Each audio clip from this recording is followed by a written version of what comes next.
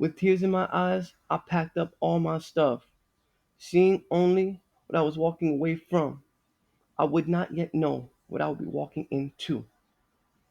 Most of my items, condensed into shopping bags that I would be lugging with me for the long ride home, felt heavier than usual. Whereas there would usually be this big send off, a celebration of sorts, and a lasting memory where you would get your proverbial flowers. This time, I was lucky to get a few rosebuds, a pat on the back, and a good luck with your future endeavors. Yeah, definitely. We'll keep in touch. We'll get together in a couple of weeks. And what that really means is we'll be losing touch indefinitely. So as I reflected for those two stops into my commute home, I knew then what I would come to find out very soon. That day was the last day I would ever live my life in comfort. I woke up to the weekend, anticipation, expectations, the prospect of new creations and new relations, the longest 2 days ever. And yet, I kept my patience. Monday comes. I pick my head up off the pillow. It's moving day. I grab the stuff I think I need. I make my way toward the door, out the house, to the train, and walk down this corridor of bricks and trees, encapsulated by a ceiling of sky.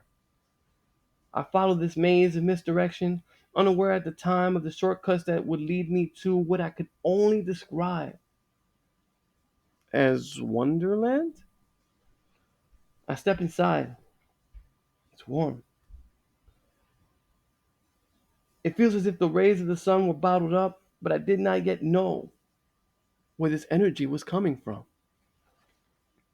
The one thing I did know, however, was whatever feelings that existed in the outside world did not enter with me. I was somehow somewhere else. Weary traveler, are you hungry? I felt like I was at the start of the quintessential hero's journey, and the thrill of adventure took over. I would go on to meet the source of this warmth, the living batteries that walked around this building, offering knowledge, wisdom, hospitality, and a smile. From the youngest adult to the eldest child, I was welcomed. Usually, I was the one who rolled out the metaphorical red carpet for others, and I was called above and beyond for that. Here, I'm just another face in the crowd. And truthfully, I love that.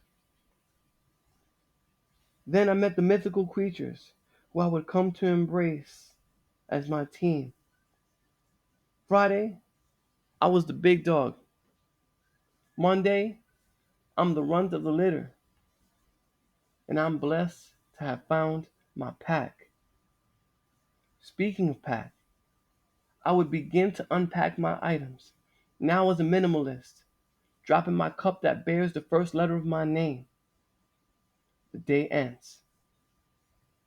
As I make my way out of Wonderland, back into the world that I know, a tear almost comes to my eye, registering what I just walked into, what I just walked out of.